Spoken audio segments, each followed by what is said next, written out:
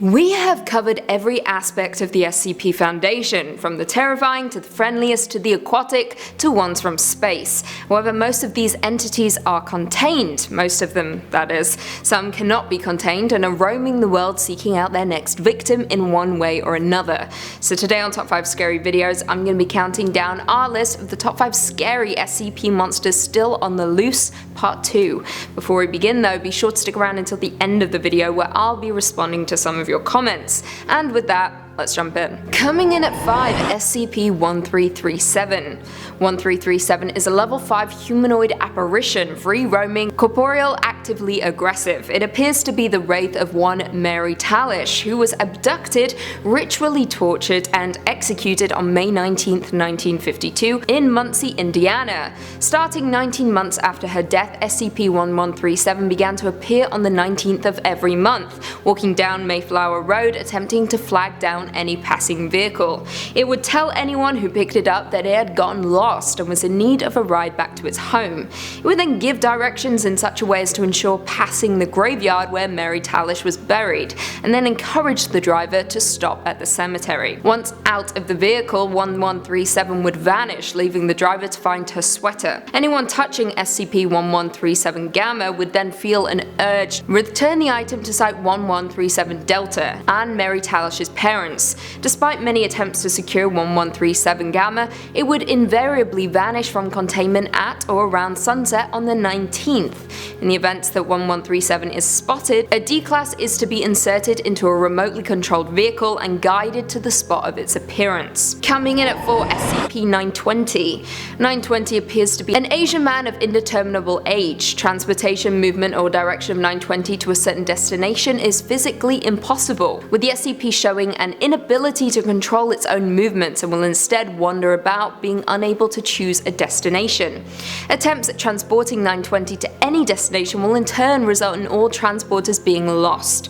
All attempts at directing 920 will result in 920 becoming lost. Even following 920 will result in both the SCP and the follower becoming lost. SCP-920 appears to have a slight psychic pull, causing subjects that come in contact with it to feel a compulsion to walk and talk with him.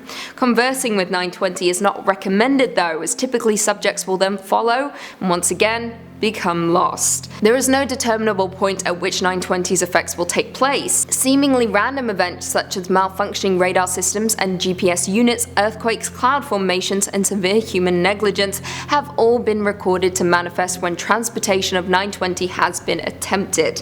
As of now, 920's movements are being followed by satellite observation. Tracking of 920 by land or air has been discontinued, because as we know, you'll get lost. Coming in at 3, SCP-973. 973 consists of 2 entities. SCP-973-1 is a police cruiser resembling those used by state troopers in the early 1970s. The vehicle appears to be in an advanced state of disrepair. Eyewitnesses' accounts have consistently mentioned large dents in the doors and hood, a heavily cracked windshield, heavy rusting, and a loose rear bumper secured with duct tape.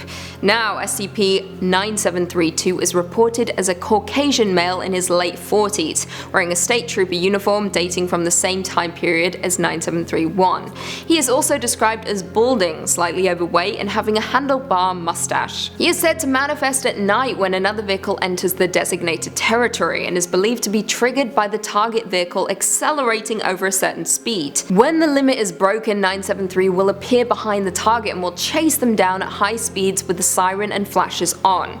This is all accompanied by a looping message played on the target's radio, consisting of the word "run." The remains of 34 individuals and 19 vehicles have been found within 6.4 kilometers of the affected roadway. The range of damage done to bodies includes evisceration, rape, and 3 cases where the body had been damaged by the impact to the point that visual identification was impossible. As you would imagine, 973's nature precludes it from full containment within the Foundation. Coming in at 2, SCP-966.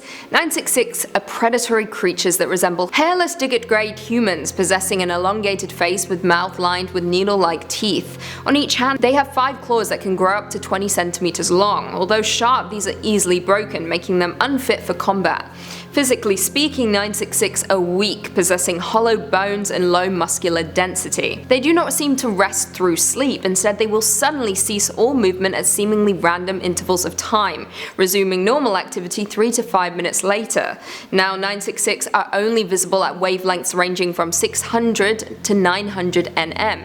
They are known to feed on medium to large sized animals, including humans. They hunt either alone or in pairs. Their hunting methods consist of emitting a single burst of the previously mentioned waves, which permanently inhibits the ability of the affected creature to enter any of NREM and REM sleep stages. All attempts to make victims of 966 sleep have failed. It is still possible to induce other forms of unconsciousness, although these will usually prove detrimental to the affected subject, as they do not provide true rest. Now, after depriving their victims of sleep, 966 will stalk their prey until the lack of rest incapacitates them.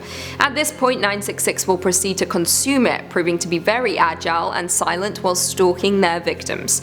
On some occasions, however, they will deliberately make threatening noises around the prey in order to further stress it, and may even physically assault it if the victim proves to be durable. 966 cannot be contained, however the Foundation is on the lookout for news about sudden violent human deaths related to sleep deprivation. And finally, coming in at number 1, SCP-106.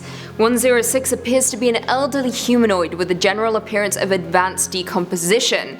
The appearance may vary, but the rotten quality is always observed in all forms. 106 is not agile and will remain motionless for days at a time, waiting for prey.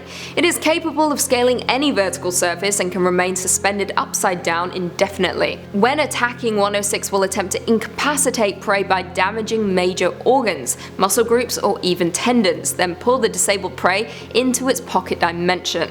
It has been reported that 106 prefers human prey items in the 10 to 25 years of age bracket. Now here's where things get terrifying. SCP-106 causes a corrosion effect in all solid matter it touches, engaging a physical breakdown in materials several seconds after contact. This can be observed as rusting, rotting, and cracking of materials, and the creation of a black mucus-like substance similar to the material coating 106. This effect is detrimental to living tissues and is assumed to be a pre-digestion action. Corrosion continues for 6 hours after contact, after which time the effect appears to burn out. Now, 106 cannot be contained simply because it is capable of passing through solid matter, leaving behind a large patch of its corrosive mucus. It is also able to vanish inside solid matter, entering what is assumed to be a form of pocket dimension. It is then able to exit this dimension from any point connected to the initial entry point.